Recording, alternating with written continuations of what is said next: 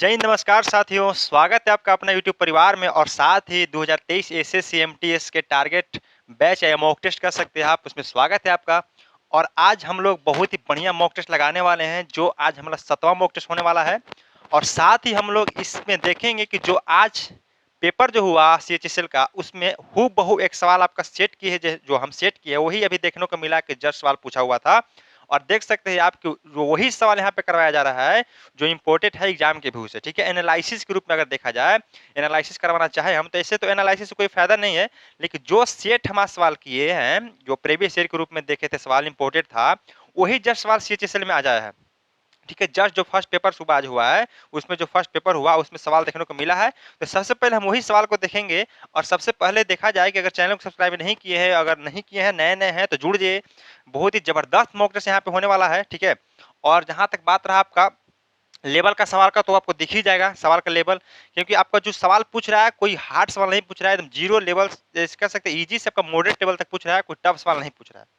ठीक है, तो आराम से तैयारी कीजिएगा, कोई दिक्कत नहीं है। जबरदस्त सेशन चलने वाला है। इससे पहले 6 लेक्चर आपका हो गया है, आप चाहे तो देख सकते हैं जाके, उसमें मोस्ट मोस्ट इंपोर्टेंट सवाल प्रीवियस ईयर करवाया गया है, जो कि आपका इसी प्लेलिस्ट में डाला गया है इसी चैनल पे। ठीक है, तो जल्दी से वीडियो को शेयर करके आ जाइए, पेपर पेन लेके बैठ जाइए। आज के सीरीज को धुआं धुआं उड़ाने के लिए बहुत ही एग्जामिनर का आज फेवरेट्स जितना सवाल होता है वो हम सवाल उठाए हैं। ठीक है, जितना शानदार, जितना जबरदस्त सवाल होता है वही सवाल को हम उठाए हैं आज, तो देखने को मिलेगा ही। आज देखिए, तो सबसे पहले वही सवाल से बात करेंगे जो सवाल आज सीएचएसएल में पूछा गया था फर्स्ट शिफ्ट में, वही सवाल से स्टार्ट करेंगे हम। ठीक है, तो आज जो सवाल पूछा गया था हमारा, यही सवाल सेट किए थे हम। देखिए, जो फर्स्ट सवाल है यही सवाल हमारा था, तो यहाँ पे आप कर सकते हैं। देखिए सवाल कितना बढ़िया सवाल था, दिख रहा सवाल। यदि a प्लस बी प्लस सी बराबर 2 है, a बटा a प्लस 1 बटा b plus 1 by C equal to 0, A C equal to 4 by B और A cube plus B cube plus C cube equal to 28 है, तो A square plus B square का plus C square का मान ज्ञात कीजिए। एकदम हूबहू यही सवाल पूछा गया सवाल है, तो आप आसानी से सवाल कर सकते हैं। चाहे तो इस सवाल में बहुत ज़्यादा टाइम भी लगा सकते हैं, चाहे तो आसानी से सवाल कर सकते हैं सर कि ए प्लस बी प्लस सी का मान हमारा 2 दिया हुआ है, और ए बी सी ए बटा ए प्लस ए बटा बी प्लस ए बटा सी का मान 0 है, और यहाँ ए सी बराबर 4 बटा ए सी बराबर क्या है सर, 4 बटा बी है। तो इसको क्या लिख सकते हैं सर, अगर बी यहाँ है तो यहाँ आएंगे तो इंटू में ले जाएंगे, A B C equal to कितना हमारा 4 आ जाएगा, कोई दिक्कत नहीं है यहाँ पे। A B C equal to 4 आ जाएगा यहाँ तक, कोई दिक्कत नहीं है। तो ए बी सी का मान, ए प्लस बी का मान हमारा A cube plus B cube plus C cube का मान दिया हुआ है, हमसे A square plus B square का मान पूछ रहा है। एकदम आसानी से आप निकाल सकते हैं सर, कुछ नहीं करना है। A cube plus B cube plus C cube कितना मान है सर, 28, 28 लिखिए, माइनस 3 ए बी सी। अब 3 ABC तो लिखेंगे, लेकिन 3 ABC का मान कितना है, 3 है, माइनस 3 ABC, यानी एबीसी का मान 4 है, 4 लिख दिए। अब बट्टा में 2 आएगा। ठीक है, बट्टा में क्या आएगा, 2 आएगा हमारा, बटा में 2 लिख दी। यहाँ देखा जाए भाई तो 28 माइनस 12 बटा 2, जो कि हमें देगा 16 बटा 2, काटेंगे तो मेरे भाई 8 आ जाएगा। बिल्कुल आपका करेक्ट उत्तर। मात्र 2 लाइन का सवाल था, यही आज सीएचएसएल में पूछा गया सवाल था। ठीक है, यही सवाल सीएचएसएल में पूछा गया सवाल है। आप चाहे तो इस तरीके से भी कर सकते थे, और एक और तरीका है। ठीक है, बोलिए भाई। ठीक है, चाहे तो आप इस तरीके से कर सकते हैं, या फॉर्मूला में भी कर सकते हैं आप, A cube plus B cube plus C cube minus 3 ABC equal to A plus B plus C into A square plus B square plus C square minus A B plus B C plus C A करके कोई बना सकते हैं आप। उसमें A B plus B C plus C A का मान यहाँ निकालना होगा, लेकिन डायरेक्ट एकदम बता सकते हैं आप सीधे, ये 8 आंसर यहाँ पे हो जाएगा। आप जिस तरह से करना चाहे सवाल कर सकते हैं। यही सवाल पूछा गया था सीएचएसएल का, और जस्ट हम एमटीएस में इस सवाल को सेट किए हैं, यानी कि एसएससी का कोई रीजन नहीं है किसमें सवाल किसमें पूछ सकता है। ठीक है, तो तैयार रहिए, सीजीएल का छाटा हुआ सवाल है आपके एमटीएस में मिलेगा यहाँ पे। ठीक, चलिए अब अगला सवाल। अब देखिए, इससे पहले एक अगला सवाल हम एक करवाना चाहते हैं। ठीक है, सवाल टोटल करवाएंगे, पहले इस सवाल को कीजिए। अब देखिए, अगर एक घन के प्रत्येक कोण में 10% की वृद्धि की जाए, तो इसके पृष्ठीय क्षेत्रफल में कितने प्रतिशत की वृद्धि होगी। अब देखिए, बात यहाँ कुछ ही को हो रहा है सर, सरफेस एरिया की बात हो रहा है। जब भी आपका टोटल सरफेस एरिया रहे, चाहे सरफेस एरिया रहे, यानी कुल मिलाकर क्षेत्रफल की बात करें, तो कुछ नहीं करना है, सीधा क्या जो परसेंटेज दिखा रहा है, इंक्रीज हो रहा है चाहे डिक्रीज हो रहा है, उसको सक्सेसिव लगा लेना है। ठीक है, सबसे पहले अगर बेसिक तरीका देखें, अगर देखें देखिए सबसे शॉर्ट तरीका क्या है कि 10 का सक्सेसिव लगाइए। 10% की क्या हमारा वृद्धि है, तो 10% का सक्सेसिव 10% के 2 बार, ठीक है ना। 10-10% के 2 बार या 10%, यहाँ 10% 2 बार सक्सेसिव, तो 10-10 का सक्सेसिव कितना होता है मेरे भाई, तो 21% सक्सेसिव इंक्रीज होता है हमारा 21%। डायरेक्ट 2 लाइन में आंसर बता सकते हैं आप। अगर चाहे तो आप ऐसे भी कर सकते हैं कि सर A1 मान लिए कि हमारा, देखिए भुजा की बात करा, कोर यानी घन की कोर की बात करें, भुजा की बात करें, साइड की बात करें। चलिए साइड हमारा मान लिया कि ये हमारा कितना है सर 10% है, 10% से इंक्रीज कर रहा है, यानी कि अगर यहाँ मान लेते हैं कि A1 यहाँ है और A2 यहाँ है सर, तो 10% से इंक्रीज कर रहा है, यानी कि 10 से कितना हो रहा है सर 11 हो रहा है, ठीक है 10 से 11 हो रहा है। अब पृष्ठीय क्षेत्र क्या होता है सर घन का, तो होता है 6a², 6a² होता है हमारा। तो यहाँ करेंगे 6a करेंगे यानी कि A1 के स्क्वायर इक्वल टू यहाँ 6a2 के स्क्वायर करेंगे, ठीक है। यहाँ रेशियो था हमारा। अब 6 से 6 कट जाएगा, A1 के स्क्वायर यानी कि 10 का स्क्वायर 100 हो जाएगा और A2 11 का स्क्वायर 121 हो जाएगा। यहाँ पे देखिए कि सर 21 रुपया की वृद्धि 100 पे यानी कि 21% आप सीधा आंसर यहाँ से दे सकते हैं। नहीं तो आप डायरेक्ट सक्सेसिव इंक्रीज लगा सकते हैं, क्योंकि दोनों बार वृद्धि की बात कर रहा है। देखिए क्षेत्रफल में हमेशा सक्सेसिव लगा देना है, ठीक है। क्या लगाना, सक्सेसिव लगा देना। क्लियर है, बताइए। जबरदस्त सवाल था, कोई दिक्कत नहीं यहाँ पे है। अगला सवाल अगर हम देखें आपसे, चलिए ये सवाल आपके लिए कीजिएगा। यदि एक संख्या के 1/4 का 1/5 35 है, तो उस संख्या का 7/8 कितना होगा, कीजिएगा। बनाइए मेरे भाई, बहुत शानदार सवाल है, कीजिए। देखिए यहाँ पे सवाल क्या बोल रहा है कि एक संख्या के 1/4, संख्या हमको नहीं पता, मान लो संख्या हमारा n है, ठीक है। क्या है, संख्या हमारा n है, n के 1/4 कह रहा है, n का 1/4 संख्या का 1/4 का मीन्स फिर गुना 1/5, 1/5 सर 35 है, यानी कि 1 बटा कहता है सर 35 है, ठीक। इसको काटे सर अगर, तो हम इसको काटते अगर तो हमारा कटेगा वैल्यू, नहीं कटेगा, तो n इक्वल टू कितना हो जाएगा, n इक्वल टू हो जाएगा 35, 35 गुने 5 का 20। कोई दिक्कत नहीं है, इतने रहने दीजिए, इसको गुना नहीं कीजिए, इतने रहने देते हैं वैल्यू को। अब जो वैल्यू आया इसका संख्या का, उस संख्या का 7/8 पूछ रहा है, जो संख्या हमारा यानी कि 35 गुने 20 का कितना पूछ रहा है सर, 7/8 पूछ रहा है। अब इसको काटते हैं हम, तो 2 चौके 8 और 5 चौका 20, कोई दिक्कत नहीं है, ठीक है। और 35 गुने 35 आया, 35 गुने 35/2। अब 35 का स्क्वायर कितना होगा सर, 50 25 और 3 में एक आगे बढ़ जाओ, 4 4 तिया 12, 1225/2 आया, यानी कि 6 पॉइंट, सॉरी 6 दुना के 12, फिर 2 एकम 2 और फिर 2 दुना के 4, 612 पॉइंट और 5 दुना के 10, यानी कि 612.5 जो हमारा है, ऑप्शन नंबर ए जो है बाबू बिल्कुल करेक्ट उत्तर हो जाएगा। चलिए दिक्कत है, कोई दिक्कत, कोई डाउट, क्लियर है। बढ़िया शानदार सवाल, जबरदस्त सवाल था। आगे चलते हैं, अगला सवाल ये रहा, ये तो हो गया हमारा। चलिए इसको कीजिएगा, पढ़िए सवाल को, एकदम एडवांस का सवाल, बहुत जबरदस्त सवाल है, इसीलिए आपको कहा गया है कि खतरनाक सवाल आज का होने वाला है, तो शुरू से लेकर लास्ट तक बने रहिएगा। अगर इसमें बढ़िया स्कोर करते हैं तो आपका मॉक टेस्ट एकदम क्लियर है। अब देखिए यहाँ पे एकदम एग्जाम क्लियर है, मॉक टेस्ट तो क्लियर है ही।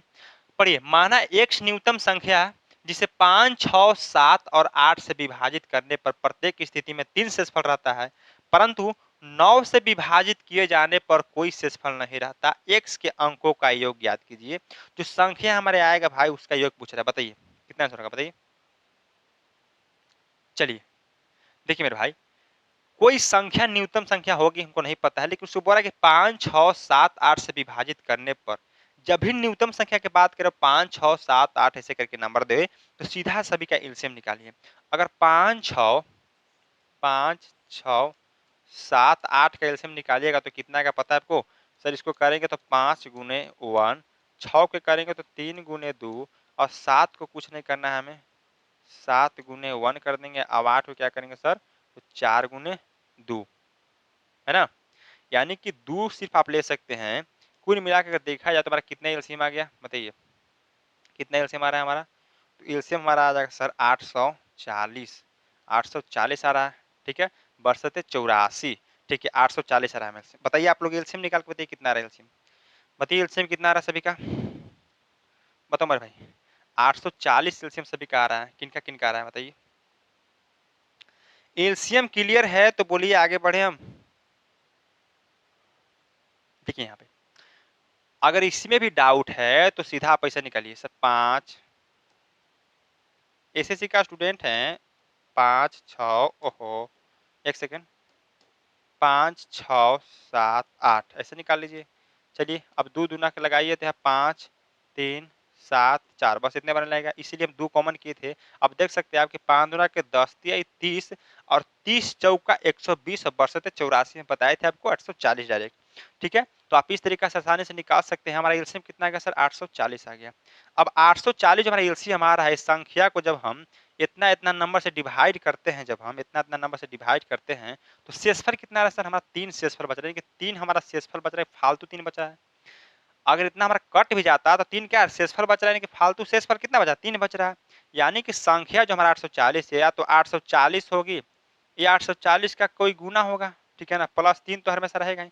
अब कई गुना करने का मतलब क्या, कोई जरूरी नहीं कि 840 से रहेगा, 840 के गुणांक भी हो सकता है, 840 दूना 840 तिहाई 840 चौके ऐसे हो सकता है। तो वही हम लिख दे कि एनवा बार भी हो सकता है, कोई दिक्कत नहीं है।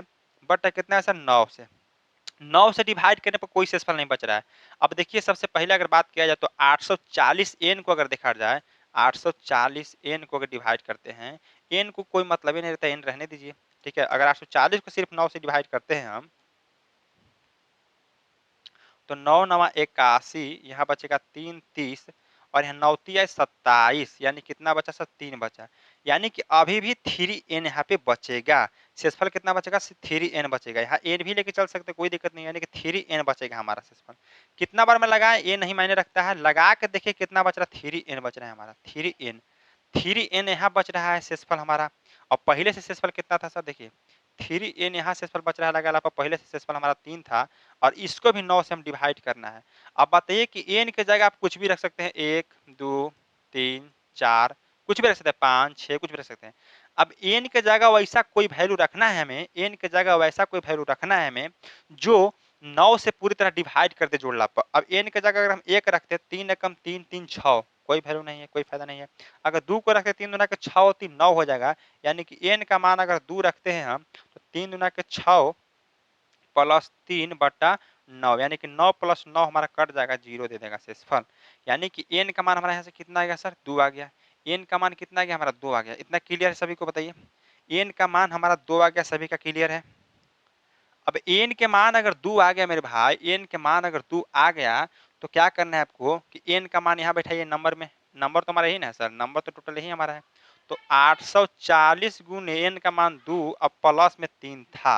अब 840 में 2 से गुना कीजिएगा 1680 प्लस 3 यानी कि 1683।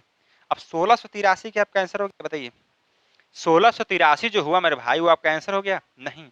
पूछ रहा है कि जो x बराबर हमारा मान आया है, x जो हमारा x न्यूनतम मान आया है, इसका अंकों का योग पूछ रहा था। अंकों का योग जोड़िए 8 3 11 6 17 1 18, यानी कि 18 जो आएगा आपका बिल्कुल करेक्ट उत्तर आ जाएगा ऑप्शन नंबर डी। देख सकते थे कितना बढ़िया सवाल था, जबरदस्त सवाल था। तो ये आपका एलसीएम एचसीएफ का बहुत बढ़िया सवाल, पोर्शन का पूछा हुआ सवाल था, बहुत जबरदस्त सवाल, जितना करा आपको प्रीवियस ईयर सवाल करवा रहे हैं। ठीक है, क्लियर है। अगला सवाल चलिए जी। चलो भाई पढ़ो। अब सवाल देखिए, सबसे पहले सवाल को पकड़िए। सवाल दो ही चीज से टफ बना सकता है, या तो आपका अर्थमेटिक अगर सवाल है तो डाटा से टफ तो नहीं बना सकता, लैंग्वेज से टफ करेगा। अगर आपका एडवांस का सवाल है तो आपको लैंग्वेज से कम आपका डाटा से टफ करेगा। तो क्वेश्चन को पकड़िए, कहाँ क्या यूज करना है, कहाँ यूनिट डिजिट यूज करना है। ठीक है, अब यहाँ पकड़िए। एक पे आप को 40% की लाभ पर बचे हुए कपड़े को आधे कपड़े को 40% की हानि पर तथा शेष कपड़े को लागत मूल्य पर बेचता है तो पूरे सौदे में उसके प्रतिशत लाभ या हानि ज्ञात करें। अब इस तरह के सवाल को करने का कम से कम तो 4-5 तरीका है, लेकिन सबसे मोस्ट जो तरीका है वही आपको बताएंगे। अब यहाँ देखिए, अपने कपड़े को आधे में क्या 1/2, फिर आधे कर रहा है, बचे हुए आधे को अब 1/2 के आधा, फिर तो 1/2 होगा, कोई दिक्कत नहीं है, आधे ना फिर हो जाएगा आपका जो बचा हुआ है। ठीक है, उसके बाद शेष कपड़े को, शेष नहीं पता है रेस्ट कपड़े को। ठीक है, जब भी ऐसा सवाल पूछे मेरे भाई तो इसका बेस के अकॉर्डिंग कोई वैल्यू मानिए। अब बेस का अकॉर्डिंग वैल्यू मानना क्या है कि दोनों का मल्टीपल कीजिए तो 2 2 कितना हो गया हमारा 4 हो गया, 2 2 कितना हो गया हमारा 4 हो गया। अब टोटल मान ली कि हमारा जो था कोई भी चीज था वो 4 था अपने आप में। ठीक है, कपड़े होगा मान लीजिए पूरा पूरा 4 मीटर है मान लिए। अब आधे कपड़े को 40% पर, अब 4 का आधा कितना होता है 2 होता है। फिर बोल रहा है कि बचे हुए क्या था, अब 4 में से आप 2 निकाले तो कितना बचा 2 बचा। अब 2 का आधा मतलब 1, बचे हुए कपड़ों को 1 को, और फिर शेष कपड़े यानी कि रिमेनिंग कितना बचेगा, रेस्ट हमारा 1 बच जाएगा, कोई दिक्कत नहीं है। यहाँ 1/2 था, यहाँ भी 1/2 था, यहाँ क्या था सर, रेस्ट था, ठीक है ना, रेस्ट पार्ट था, यानी कि 2 1 1 आया, क्या आया सर, इसका भाग आ गया। अब भाग आने के बाद क्या बोल रहा है कि आधे कपड़े को पहले जो बच रहा है 40% के लाभ पर, आधे कपड़े को जो बेच रहा है वो 40% की कुछ बेच रहा है भाई, 40% के लाभ पे बेच रहा है मेरे भाई, ठीक है, 40% के लाभ पे बेच रहा है, यानी कि प्लस कर देते हैं। दूसरा जो आधा बेच रहा है सर 40% के हानि पे बेच रहा है, मान ली कि माइनस कर देते हैं। और तीसरा बेच रहा है वो अपने लागत पर बेच रहा है कि ना कि लाभ और ना ही हानि कमा रहा है, वो सीधा 0% पे बेच रहा है। यहाँ तक क्लियर है सभी को, बताइए यहाँ तक किसी को कोई दिक्कत, यानी कि 0% बेच रहा है, ना लाभ या हानि कमा रहा है। अब अगर आगे देखा जाए तो क्या है सर कि एवरेज कॉन्सेप्ट लगा जाए कि टोटल जो हमारा होगा, टोटल जो हमारा होगा प्रॉफिट या हानि जो हमारा होगा, टोटल प्रॉफिट या लॉस जो हमारा होगा वो क्या होगा सर, ये दोनों का आपस में गुना कीजिए, तो 40 गुने 2 और प्लस प्लस 40 गुने 1 यानी कि माइनस 40 गुने 1 करेंगे, और फिर इसको 0 में 1 से गुना करके 0 आएगा, कोई दिक्कत नहीं है, बटा टोटल नंबर कितना है सर, टोटल नंबर हमारा 4 है, 4 से डिवाइड कीजिए, बराबर यहाँ देखा जाए तो 40 गुना के 80, यानी कि 80 प्लस माइनस माइनस कर देगा 40/4, और यहाँ घटाएंगे तो कितना आएगा सर, तो 40/4 काटेंगे हमारा कितना आएगा 10%। अब 10% पहले चेक कीजिए कि प्लस में है कि माइनस में है, तो यहाँ देखाएगा तो प्लस में है सर, यानी कि हमें क्या हो रहा है सर, प्रॉफिट हो रहा है, हमें गेन हो रहा है 10% का, ठीक है। तो 10% की प्रॉफिट यानी कि ऑप्शन नंबर बी जो है आपका बिल्कुल करेक्ट उत्तर यहाँ पे हो जाएगा। एकदम थोड़ा थोड़ा चीज़ों को सीखिए, थोड़ा थोड़ा बातों को समझिए, बढ़िया तरीके से समझिए, बाकी आप बाद में स्पीड जितना हो कर सकते हैं। आपका मॉक टेस्ट लगा रहे हैं यहाँ पे, 2 बार 3 बार रिवाइज कीजिए, बातों को समझिए, फिर धुआं उड़ा सकते हैं आप। अगला देखिए, पढ़िए, एक घड़ी विक्रेता एक घड़ी पर उसे एक घर को उसे विदेश में, एक घड़ी पर नहीं, एक घड़ी विक्रेता एक घड़ी पर उसे, हाँ को हटा दीजिए, यहाँ पे को मतलब ही नहीं बनता है यहाँ पे, है ना, को का कोई मतलब ही नहीं बनता है यहाँ पे, एक सेकेंड,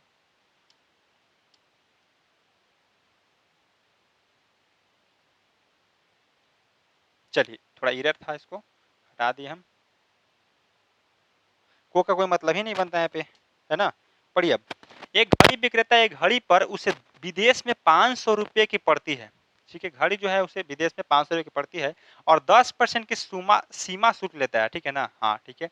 वह खरीदारों की 25% छूट देकर 20% का लाभ कमाना चाहता है, तो बताइए उसकी कीमत क्या होनी चाहिए, बताइए मेरे भाई, चलिए कीजिएगा, 1 मिनट साउंड चेक कर लेते हैं, क्लियर है, ठीक है, शानदार, मस्त। चलिए अब यहाँ पे देखिए सर कि घड़ी विक्रेता है, घड़ी विक्रेता एक घड़ी पर 500 रुपया में खरीदती है, चलिए मान लिया कि जो घड़ी पड़ रहा है उसको 500 में पड़ रहा है, तो उसके लिए क्या होगा सर, कॉस्ट प्राइस हो गया, कॉस्ट प्राइस उसका हो गया वो 500 रुपया हो गया, 500 रुपया, वो तो ठीक है। पर बात क्या कर रहा है कि जैसे ही वो क्या है सर, जैसे ही वो घड़ी को लेकर जा रहा है, विदेश से लेकर आ रहा है, तो उसका कोई तो शुल्क लगेगा, टैक्स लगेगा ही, पक्का कि टैक्स लगेगा, टैक्स कितना 10% टैक्स लग रहा है, अगर 500 का 10% देखा जाए 10% तो कितना होता है सर, 50 होता है, 50 होता है, तो 50 का टैक्स लगा कितना होगा सर, 550 रुपया हो गया हमारा, इसका टैक्स हो गया। अब क्या हुआ सर, टैक्स लेके अगर 550 होती है भी तो अपने आप में सीपी ही होगा, खर्चा लगा भी लगा अपने आप, कॉस्ट प्राइस कितना का पड़ गया सर, तो टोटल कॉस्ट प्राइस हमें इसको पड़ गया सर 550 रुपया का। अब क्या है सर कि खरीदारों का 25% छूट देकर, अब जैसे ही छूट देकर लाभ की बात करें तो इसके लिए क्या हमारा रेशियो होता है सर, कि सीपी का रेशियो होता है हमारा, सीपी बटा सीपी और रेशियो लीजिए आपका एमपी का, सीपी और एमपी का रेशियो ले लीजिए एमपी का, तो एमपी होता है सर 100 प्लस प्रॉफिट परसेंट, और सीपी हमारा होता है कि 100 माइनस डिस्काउंट परसेंट, ठीक है, ये हमारा क्या होता है सर, रेशियो होता है। अब यहाँ देखा है 100 माइनस डिस्काउंट, तो 100 माइनस डिस्काउंट कितना है सर, 25%, 25 कीजिए, डायरेक्ट आप सीधे 75 कर सकते हैं क्योंकि डिस्काउंट आपको पता है कितना का है, तो 75% यहाँ हो जाएगा, और 100 प्लस प्रॉफिट कितना है 20% यानी कि 120 हो जाएगा, परसेंट से परसेंट ऐसे भी खत्म हो जाएगा आपका, 15×5 = 75 और 15×8 = 20 से 5:8 आया, कितना है सर, 5:8 आया। अब 5 जो हमारा क्या है सर सीपी आया और एमपी हमारा मार्क प्राइस कितना गया 8 आया। लेकिन देखा जाए तो सीपी हमारा 550 है। सीपी हमारा कितना है सर 550 है और यहाँ सीपी कितना है 5 यानी कि 5 का मान 550 हमसे पूछ रहा है, कितना मान 8 का मान पूछ रहा है कि मार्क प्राइस का मान हमसे पूछ रहा है। काटेंगे इसको तो 110 बार में और 110 में 8 से गुना 880 जो है आपका बिल्कुल करेक्ट उत्तर हो जाएगा। यानी कि ऑप्शन नंबर जो है हमारा बी जो है B for Baahubali is the correct answer. Clear है बताइए। बढ़िया शानदार सवाल था। टाइम लगे थोड़ा सा अच्छा तरीका सीखिए, बढ़िया तरीका से पढ़िए, वो ज्यादा मजा आने वाला है। ठीक है आगे सवाल पढ़िए। अब अगला सवाल है कि सुरेश ने राकेश को साधारण ब्याज पर 5 वर्षों के लिए कुछ पैसे उधार दिए। ठीक है अवधि के अंत में राकेश ने सुरेश को धनराशि का 9/8 भुगतान कर दिया। वार्षिक साधारण ब्याज की दर ज्ञात करिए। बढ़िया सवाल है। अब जो इस पॉइंट को पकड़ लिए ना समझे कि सवाल को बना दिए। देखिए सबसे पहले क्या है साधारण ब्याज 5 वर्षों के लिए। टाइम हमारा कितना है सर 5 वर्ष। 5 वर्ष है। अब 9/8 भुगतान कर यानी कि धनराशि का 9/8 भुगतान कर रहा है। धनराशि यानी कि पी का जो है हमारा पी का है 9/8 जो है क्या कर रहा है सर भुगतान कर रहा है। भुगतान कितना 9/8 भुगतान कर रहा है। यानी कि पी हमारा अगर 8 है तो 9 क्या कर रहा है भुगतान कर रहा है। ठीक है 9 हमारा क्या कर रहा है भुगतान कर रहा है। यानी कि अगर हम देखा जाए तो प्रिंसिपल हमारा कितना है सर प्रिंसिपल हमारा कितना आ रहा है 8 आ रहा है और हमारा अमाउंट कितना आ रहा है 9 आ रहा है। तो प्रिंसिपल में से अमाउंट माइनस करके हम एसआई बता सकते हैं कितना का आ रहा है सर। तो हमारा 1 रुपया का जो है एसआई आ रहा है। 1 रुपया क्या हमारा एसआई आ रहा है। तो आप आसानी से यहाँ पे बता सकते हैं सर कि एसआई एक आ गया टी हमारा इतना आ गया। रेट पूछा तो रेट परसेंट बता दीजिए क्या होगा। सबसे पहले अगर रेटे परसेंट फार्मूला से चले और पी गुने आर गुने टी तो बाजार खत्म कीजिए बच्चा नहीं है। रेट परसेंट से चले तो एसआई गुने 100 यानी कि 1 गुने 100 बट्टा पी पी गुने टाइम। टाइम कितना है सर 5 है और हमारा पी कितना दिया हुआ सर पी दिया पी लिख लीजिए 8 दिया हुआ हमारा। तो लिख लीजिए यहाँ पर 8 गुने 5 कोई दिक्कत नहीं यहाँ पे। देख लीजिए यहाँ पर एसआई गुने 100 बटा पी गुने टाइम की। अब यहाँ से काटेंगे तो 20 बचे 100 20 बचे 100 यहाँ काटिए तो 4 बचे 2 चौके 8 यहाँ 10 दुना के 20। अब 10/2 कितना होता है सर। देखिए 20 बचे 100 सॉरी यहाँ पे एक सेकेंड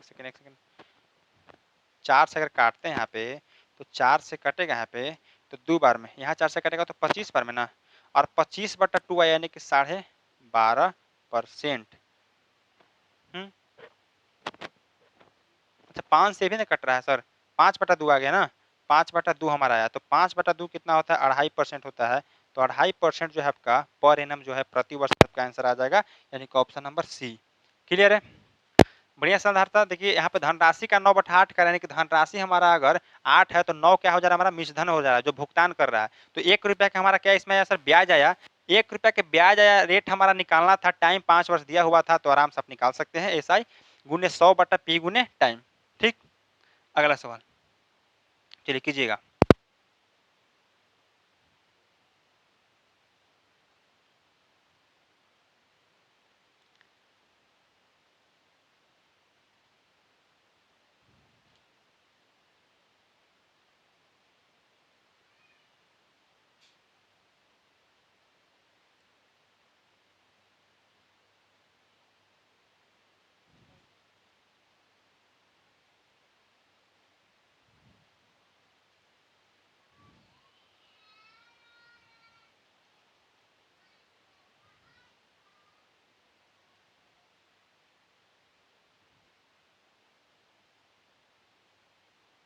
चलिए हो गया बताइएगा।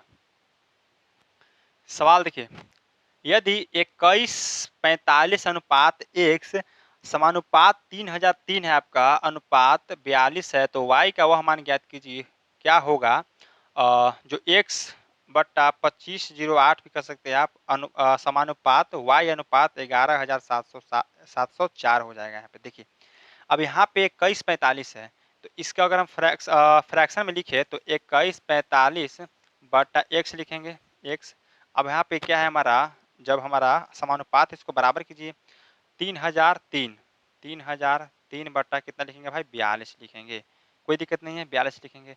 अब यहाँ पे काटते हैं हम तो देखा जाए कितना से कटेगा बताइएगा। यहाँ पे 7 7 चौक 28 2 20 7 दूना के 14 यानी कि 7 से कटेगा 7 छक 42 और यहाँ काटे 7 से तो कितना वाला कटेगा सर तो 7×3 = 21, 4 बार में काटते हैं यहाँ पे 7×4 = 28, 7×4 = 28, 20 बच्चा आपका 7 गुना के 14, 9×7 = 63। ठीक है, यहाँ पे अगर काटा जाए तो 5 बार में पूरा का पूरा कट जाएगा आपका। ठीक है, ये वैल्यू तो 6 25 कितना हो जाएगा 30 हो जाएगा, यानी कि x बराबर में कितना माना गया 30 माना गया। x बराबर कितना माना 30 माना गया, तो इसमें अब x का वैल्यू रखेंगे तो y का मान हमारा हो जाएगा, यानी कि x बटा बोल रहा है x बटा कितना 2508 बराबर फिर देंगे हम समानुपात की जगह, तो y बटा 11,704 आ रहा है। अब x के मान हमारा कितना है सर 30 आया है, तो 30 रख दीजिए। x मान कितना है सर 30 है, 30 रख दीजिए। अब अगर काटा जाए तो काटिए यहाँ पे 2 और 8 5 13। ठीक है, और यहाँ पे अगर देखा जाए तो 7 4 11, 12 में से 11 से कट जाएगा वैल्यू आपका। 11 से वो काटते हैं तो 11 दूना के 22, 3 आपका आया, फिर 11 दूना के 22 से 11 8 88। ठीक है, अब यहाँ से 11 से काटते तो 11 1 में 11, अब फिर आपका कितना बार कटेगा सर, तो 11 छक 66, 11 चुक 44, 164 बार में। अभी और कटेगा ही, काट सकते हैं इसको, कितना से कटेगा सर, तो 4 से कटेगा, सीधा 4 से लगाइए, 4 से कीजिएगा तो 5 चौका 20 और 7 चौक 28। यहाँ भी 4 से काटिएगा तो 4 चौका 16 और 4 एकम 4, यानी कि 30/57। अभी आओ 3 से कटेगा, बताइए, और कट रहा है, कट रहा सर 10 तिहाई 30, 3 से यहाँ कटेगा 3 बार में तो कितना कटेगा 19 तिहाई 57 बस।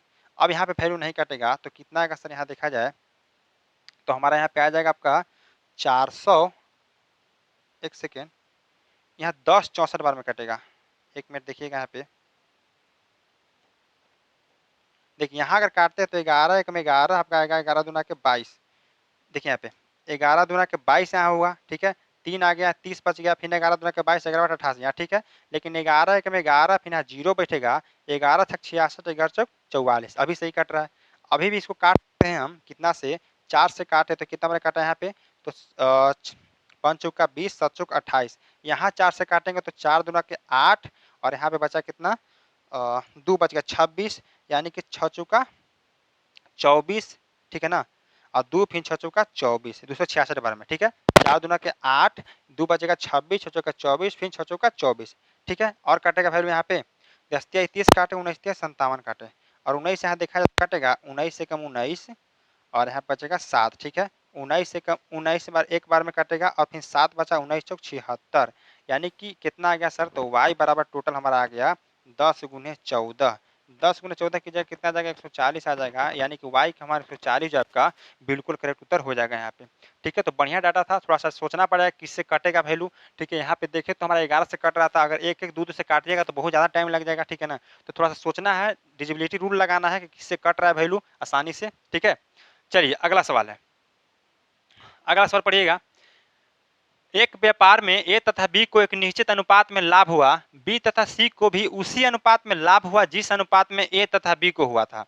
यदि लाभ में से ए को 6400 तथा सी को 10,000 मिले तो बी को कितने रुपये मिले, पूछ रहा है सवाल में। अब देखिए, ए तथा बी को एक निश्चित अनुपात में लाभ हुआ और बी सी को भी उसी अनुपात में हुआ। चलिए मान लें कि ए तथा बी को जो लाभ हुआ, ए तथा बी का लाभ का अनुपात मान लें कि ए अनुपात बी में हुआ लाभ। ठीक है, अब दूसरा अगर बात करते हैं कि बी और सी का लाभ का अनुपात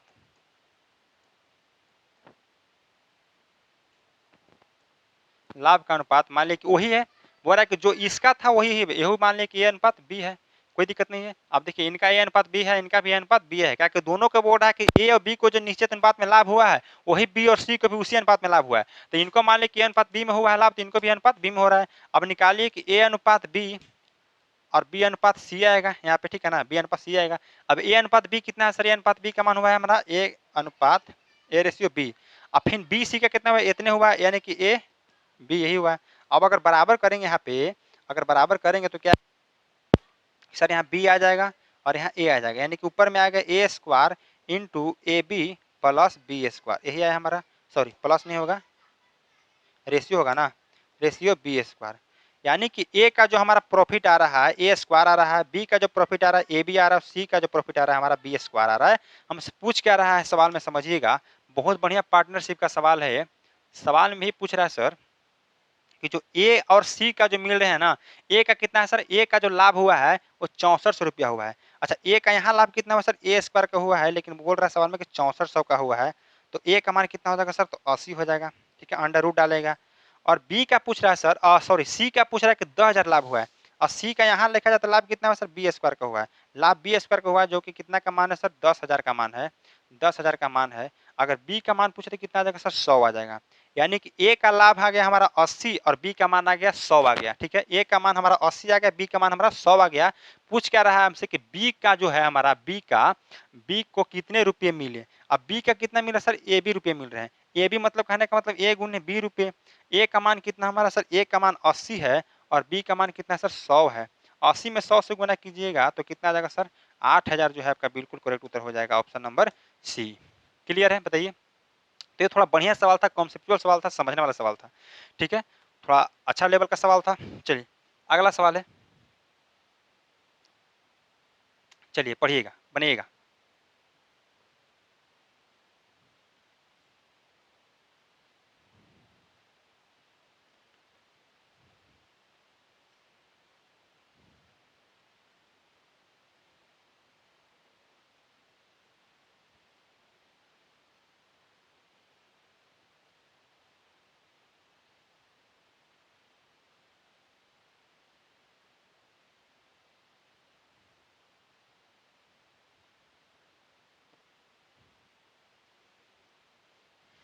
देखिए पढ़िए, दो प्रकार के चीनी को एक साथ एक निश्चित मात्रा में मिलाया जाता है। प्रति केजी मिश्रण का मूल्य अच्छे चीनी से 0.50 रुपया कम तथा खराब चीनी से 0.75 रुपया अधिक था। तो अच्छे और खराब चीनी को किस अनुपात में मिलाया गया। देखिए, अब कोई चीनी है, एक प्रकार की जो चीनी हमारा है जिसमें मिलाया जा रहा है, उसमें खराब चीनी से जो हमारा है अच्छे चीनी से 0.50 रुपया कम था, लेकिन जो खराब चीनी के साथ मिलाया जा रहा है वो कितना सर, 0.75 रुपया अधिक था। ठीक है ना, तो अच्छे और खराब चीनी को किस अनुपात में मिलाया जाए। फिर से पढ़िएगा सवाल को, बढ़िया सवाल है कि दो प्रकार के चीनी को एक साथ एक निश्चित मात्रा में मिलाया जाता है। प्रति केजी मिश्रण का मूल्य अच्छे चीनी से 0.50 रुपया कम था और तथा खराब चीनी से 0.75 रुपया अधिक था। तो अच्छे और खराब चीनी को किस अनुपात में मिलाया गया, देखिए अब यहाँ पे। चलिए मान लीजिए कि जो हमारा चीनी जिसे मिलाया जा रहा है 100 रुपये हमारा पर केजी है।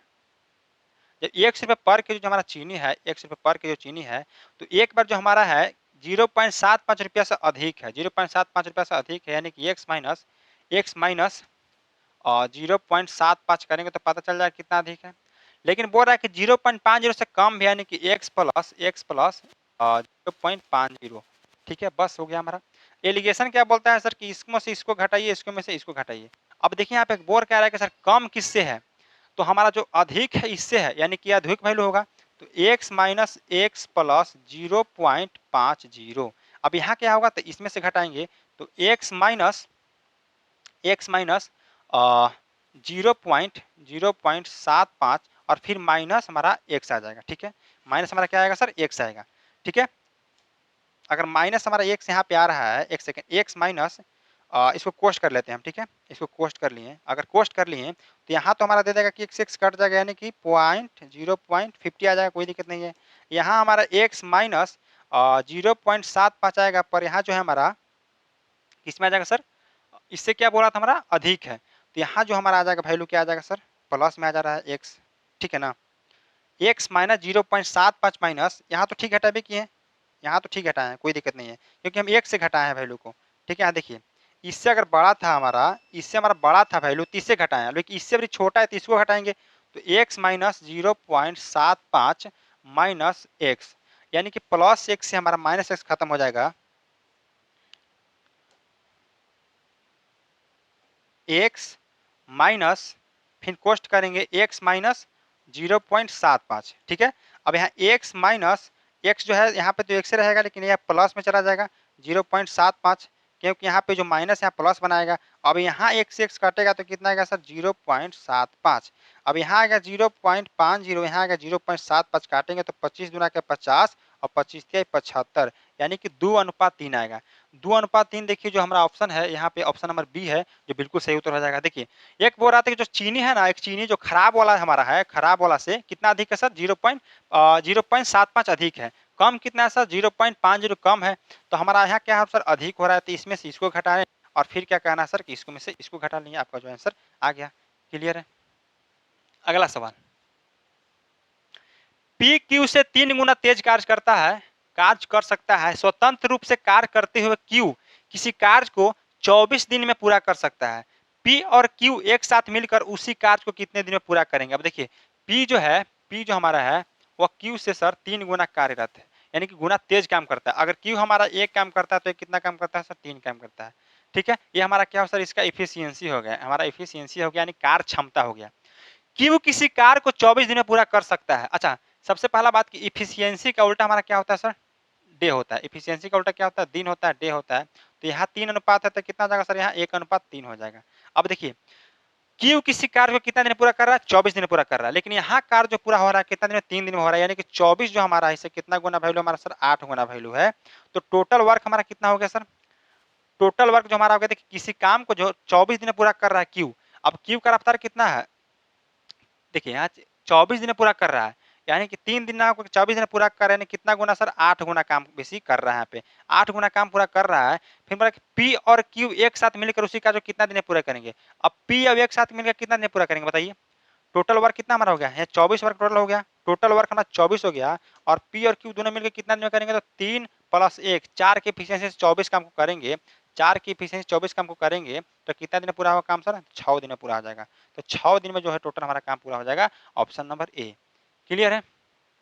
बताइए। ठीक है,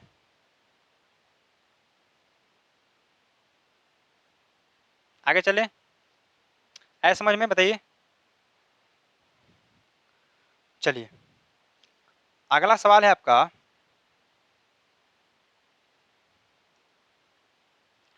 दो पाइप ए तथा बी एक खाली टैंक को क्रमशः 10 घंटे तथा 15 घंटे में भर सकते हैं। सी अकेले एक भरे हुए टैंक को 12 घंटों में खाली कर सकता है। पहले दोनों पाइप ए तथा बी को खोला जाता है तथा 5 घंटे बाद पाइप सी को खोला जाता है। टंकी जो है कुल कितने समय में भर जाएगी? आपसे पूछ रहा है सवाल। बताइएगा टंकी जो है कितने दिनों में भर जाएगी? आपसे सवाल पूछ रहा है, तो बताइए मेरे भाई क्या आंसर होगा। देखिए यहाँ पे जब भी इस प्रकार का सवाल रहे तो ए तथा बी जो पाइप है भर रहा है, देखिए ए है, एक हमारा बी है, ए हमारा है, एक हमारा बी है।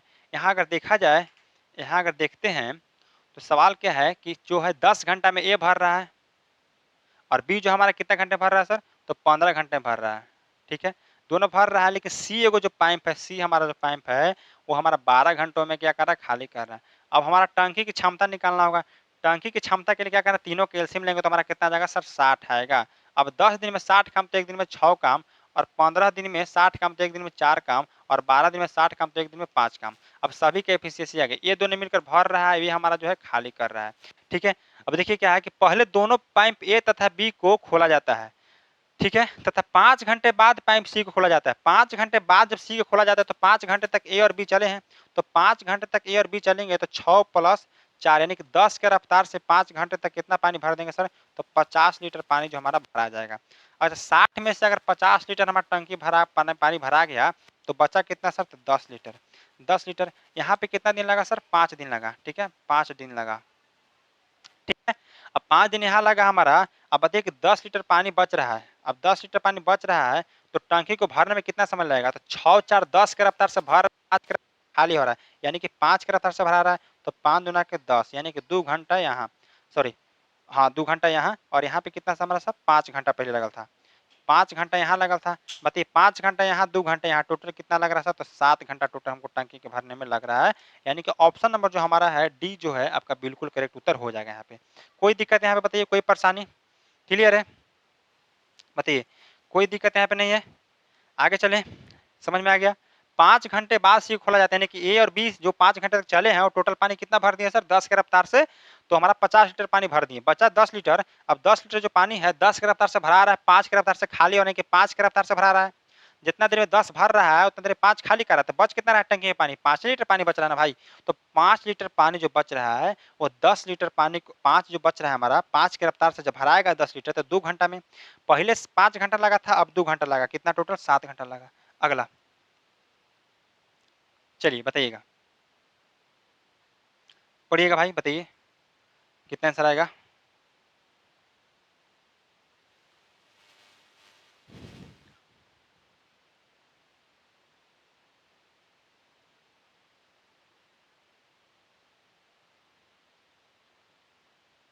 देखिए सवाल है, एक कार प्रत्येक पहिए का व्यास एक कार के प्रत्येक पहिए का व्यास हमारा 70 सेंटीमीटर है, ठीक है।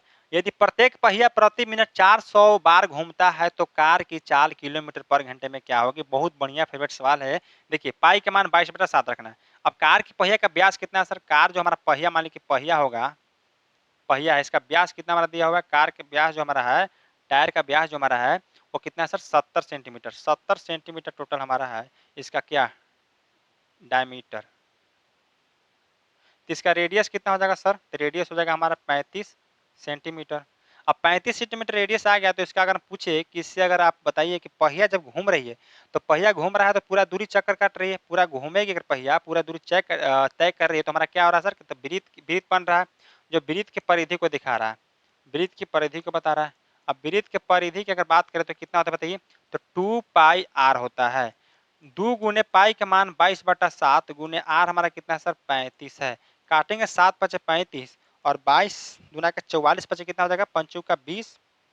देखिए यहाँ पे 22 दूना का 44 दूना के 22×5 = 110, 110 में 200 गुना यानी कि 220 सेंटीमीटर जो हमारा है वृत्त के क्या आ जाएगा सर, परिधि आ गया। यानी कि वृत्त की परिधि कहे चाहे टायर की परिधि की बात बराबर है।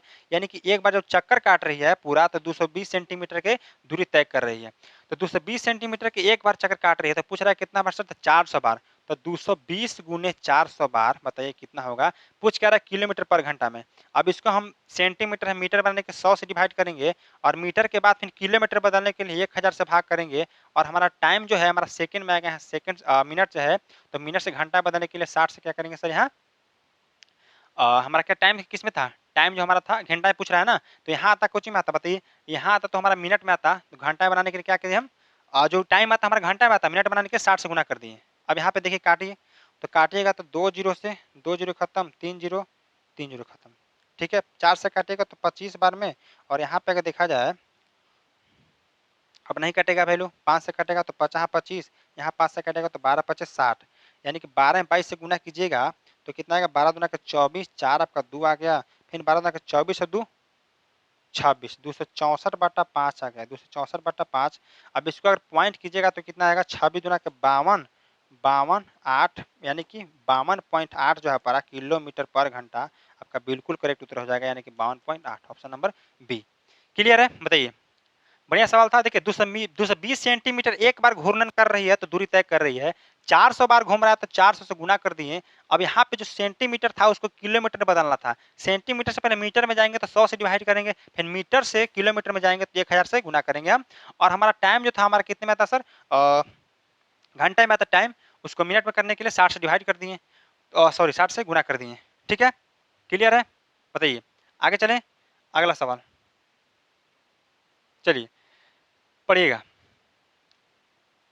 एक व्यक्ति धारा के प्रतिकूल नाव से 12 किलोमीटर पर घंटे की 12 किलोमीटर की दूरी 5 घंटे में तय करता है, जिसमें धारा की चाल 4 किलोमीटर प्रति घंटा है। वह अनुप्रवाह में नाव से 15 किलोमीटर की दूरी कितने समय पार करेगी। अब देखिए प्रतिकूल चल रहा है, यानी कि जिस जिस धारा के विपरीत दिशा में चल रही है, ठीक है। अब देखिए धारा के विपरीत दिशा में चल रहा है तो चाल क्या हो जाएगा सर, तो एक्स माइनस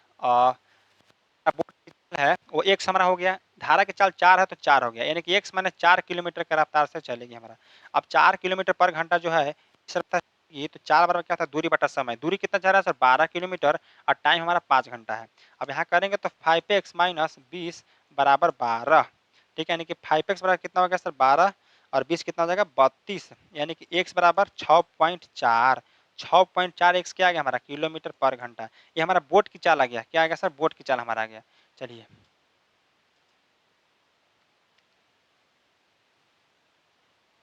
ये हमारा आ गया बोट की चाल। अब 6.4 बोट की चाल आ गई, पूछ रहा है कि अनुप्रवाह चलना है, अनुप्रवाह धारा की दिशा में, यानी कि एक्स प्लस वाई की बात कर रहा है। एक्स प्लस वाई कितना है, एक्स हमारा 6.4 है और प्लस वाई कितना है सर 4 है। 6.4 में 4 जुड़े कितना है 10.4। अब 10.4 किलोमीटर पर घंटा की रफ्तार से पूछ रहा है कि 15 किलोमीटर की दूरी कितनी देर जाएगा सर, तो 15 किलोमीटर पर घंटा की दूरी 10.4 के हिसाब से तय करेगी तो टाइम कितना आएगा हमारा। अब 0 जाएगा यानी कि 104 आएगा। काटेंगे इसको अगर हम तो 75 दूना के 150 और 52 दूना के 104 है ना, 52 दूना के 104 यानी कि अगर यहाँ देखा जाए तो 75 बटा कितना आएगा सर 52 आ गया। एक बार में अगर लगाते हैं अभी और कटेगा बताइए, 3 एकम 3 22 5 2 7 अब नहीं कटेगा। एक बार में लगाइए तो 52 एकम 52 और यहाँ कितना देगा सर 52 रहेगा। और यहाँ देखा जाए तो 52 और 8 60 18 7 23 यानी कि 23 बार में, ठीक है। यानी कितना आएगा सर 1 सही 52 बटा 23 बटा 52। तो एक तो आ गया तो हमारा घंटा में आएगा, देखा जाए कि 1 घंटा 1 घंटा 1 घंटा सभी में है। और मिनट हमारा कितना है सर 23 बटा 52 है। अब 23 बटा 52 घंटा है, इसको मिनट बदलने के लिए क्या करेंगे तो 60 से गुना करेंगे। अब 13 चौका 52 और 15 चौके 60 यानी कि कितना आ गया सर। अब 13 फिर से इसको लगाएंगे एक बार में तो गुना कर लीजिए तो 15 13 45 की 5 आपका 4 आ गया, 15 का 60,000 64 बटा 13। अब इसको लगाते हैं कितना बार में 13 से तो 13 13 चौका 52 13 पचा 65 13 चौका 52 12 125 बचा। और 13 में कितना फिर से लगा दीजिए आप यहाँ पे 13 दूना के 26, अच्छा 15 दूना के 30, यहाँ एक सेकंड देखिए यहाँ गुना कीजिए अगर 15 में आप 23 से 15 3 45 की 5 आपका 4 आ गया और 15 के 30 और 4 34 30 और 4 34 आएगा 345 बटा 345 बटा 13 आ रहा है। अब फिर देखिए यहाँ पे 345 बटा 13 आ गया। 1 घंटा तो हमारा है तो 1 घंटा फिर कितना रहा 345 बटा 13। अब 13 से इसको कीजिए तो 13 दूना के 26 13 दूना के 26 बचा कितना सर आपका 8 बचा और 13 सत्ते 13 8 कितना हो जाएगा 63 लगा सकते हैं आप, नहीं 13 छक लगा सकते हैं 13 छक 78 यानी कि 26 सही आपका आ जाएगा 78 कटा आपका बच गया कितना 7 बच गया। तो यानी कि 26 से 7 बटा 13 जो आपका बिल्कुल सही हो जाएगा, यानी कि ऑप्शन नंबर डी जो है आपका सही उत्तर होगा। यानी कि 1 घंटा पहले हमारा आया था 23 बटा 52 घंटा या 23 बटा 52 घंटा को आप मिनट में चेंज कीजिएगा तो 60 से गुना करना पड़ेगा। तो 60 से गुना किया तो कितना आएगा सर, बड़ा हार्ड फ्रैक्शन था, देख सकते हैं 26 सही 7 बटा 13 आ गया, यानी कि 1 घंटा 26 सही 7 बटा 13 मिनट आ गया। यहाँ पे कोई दिक्कत नहीं है, बढ़िया सवाल था, बढ़िया डाटा था। तो थोड़ा सा टाइम लगेगा, देख रहे हैं कि एकदम फ्रैक्शन तक मिनट पूछ रहा है, तो सही जवाब देना है, कोई दिक्कत नहीं है, बढ़िया सवाल था। आगे अब देखिए यहाँ पे किसी कक्षा के 40 छात्रों की औसत आयु 16 वर्ष है। कक्षा में 10 नए छात्रों के प्रवेश के बाद औसत 15 वर्ष हो जाता है। यदि नए छात्र में से 5 की औसत 11 वर्ष है तो शेष 5 नए छात्रों की औसत क्या होगा ज्ञात कीजिए। अब 40 छात्रों की औसत है 16 वर्ष है, तो टोटल अगर 40 छात्र की औसत पूछे तो 40 छात्र की औसत पूछे अगर 40 छात्रों का अगर हम सम पूछे तो कितना आ जाएगा बताइए। तो 40 गुने कितना सर सभी का 16 है, तो 16 जगह कितना आएगा सर 64 640 वर्ष आ जाएगा हमारा। कोई दिक्कत नहीं है। 10 नए छात्र आ जाते हैं, 10 नए छात्र आने का मतलब कि 50 छात्र हो गए हैं और 50 छात्रों का क्या हमारा एवरेज होगा, क्या हो जाएगा 50 छात्रों का जो हमारा एवरेज के साथ सम हो जाएगा हमारा कितना हो जाएगा सर 50 गुने एवरेज कितना है 15 वर्ष हो जाता है, तो 15 हो गया, यानी कि 15 पचे 75 750। अब देखिए 50 छात्रों में से 40 छात्रों का माइनस करेंगे तो 10 छात्रों का हमारा क्या आ जाएगा सर 10 छात्रों का हमारा सम आ जाएगा। 10 छात्रों का सम कितना आ जाएगा सर 750 में 640 घटाइए 110 आ गया। अब 10 छात्रों का सम कितना 110 है, जरा में 5 छात्र का हमारा सम कितना दिया हुआ है सर 55 दिया हुआ है, तो घटाएंगे तो कितना का सर तो 5 छात्रों का जो हमारा और 55 5 छात्रों का क्या है सम आया हमारा, 5 छात्रों का जो हमारा सम आया 55 आया, तो एक छात्र कितना आ जाएगा सर तो 55 बटा 5 यानी काटेंगे कितना आएगा सर 11 आ गया। यानी कि ऑप्शन नंबर बी जो है आपका बिल्कुल करेक्ट उत्तर हो जाएगा यहाँ पे। क्लियर है बताइए। टोटल हमारा जो पहले था स्टूडेंट 40 थे, 40 का औसत हमारा 16 था, टोटल योग निकाले 640 आया। ठीक है, जैसे ही 10 विद्यार्थी और उसमें आते हैं तो एवरेज जो हमारा 15 हो जाता है। तो 15 पचे 75 सम निकालेंगे 750 है। पहले हमारा था 640 फिर 750 आया, यानी कि अगर दोनों को माइनस करते हैं तो 10 छात्रों का एवरेज हमारा जो है सम आ जाएगा, 10 छात्रों का सम आ जाएगा। अब जैसे ही देखें कि 10 छात्रों का सम आया, जिससे 5 छात्रों का सम 55 दिया हुआ है, तो बचा जो शेष हमारा 5 छात्र का बचा 55 आया। अब 5 छात्रों का सम अगर हमारा 55 है तो एक छात्र के एवरेज निकाले तो कितना जाएगा 11 आ जाएगा। क्लियर। अगला सवाल बताइएगा। चलिए, यदि 2 cot थीटा इक्वल टू 3 है तो root under 13 cosec theta minus cosec theta cos theta यहाँ पे होगा माइनस 3 tan थीटा बटा 3 tan theta plus root under 13 sin theta. ठीक है, यहाँ पे कॉस थीटा होना चाहिए, यहाँ कॉस थीटा है। ठीक है, चलिए यहाँ कॉस थीटा कर लीजिएगा। चलिए बताइए बताइए मेरे भाई कितना आंसर होगा इसका। चलिए यहाँ का देखा जाए सर तो हमारा 2 cot थीटा कितना दिया हुआ है, 2 cot थीटा, 2 cot थीटा कितना है, 2 cot थीटा बराबर 3 है, तो cot थीटा का मान कितना आ जाएगा, तो 3/2 आ जाएगा, 3/2 जाएगा। अब cot हमारा क्या होता है सर, तो b/p होता है। अब b/p हमारा दिया हुआ है तो h निकले कितना आ जाएगा सर, तो 3 का स्क्वायर 9 प्लस 2 का स्क्वायर 4 अंडर रूट, यानी कि h बराबर कितना आ जाएगा सर, रूट अंडर 13। h कितना आ जाएगा, रूट अंडर 13 आ गया हमारा, h निकाल लिए। अब सवाल है कि root under 13 cos theta, root under 13 और cos थीटा मतलब क्या होता है बताइए, cos मीन्स b/h होता है, b/h, b कितना है सर हमारा, b 3 है और h हमारा रूट 13 है, तो b/h यानी कि 3/√13 माइनस 3 tan थीटा, 3 गुने tan क्या होता है हमारा, p/b होता है, यानी कि 2/3। ठीक है, बटा 3 tan थीटा, 3 गुने tan थीटा फिर कितना सर, p/b यानी कि 2/3 plus root under 13 sine theta, 13 sine theta कहते हैं p/h होता है, p हमारा कितना है 2 है, h हमारा कितना है रूट अंडर 13 है। अब देखिए यहाँ पे काटिएगा तो रूट 13 से रूट 13 खत्म, 3 से 3 खत्म, यहाँ 3 से 3 खत्म, यहाँ रूट 13 से रूट 13 खत्म, यहाँ ऊपर देखेंगे तो 3 - 2 यानी कि 1 आ गया, बटा 2 + 2 कितना आ गया, 4 आ गया, यानी कि टोटल हमारा 1/4 आ गया। ऑप्शन नंबर जो 1/4 है बिल्कुल आपका बी जो है आपका सही उत्तर हो जाएगा यहाँ पे। क्लियर है, बताइए आगे समझ में। अगला सवाल चलिए बनाइएगा।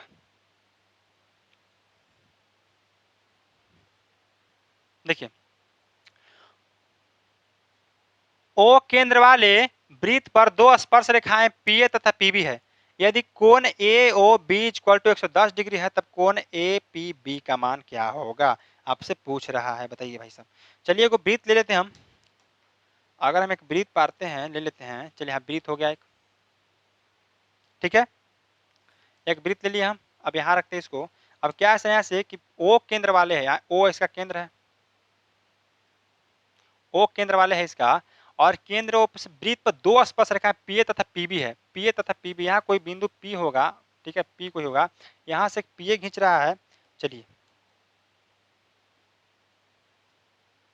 यहाँ से एक पीए ले लेते हैं, पीए,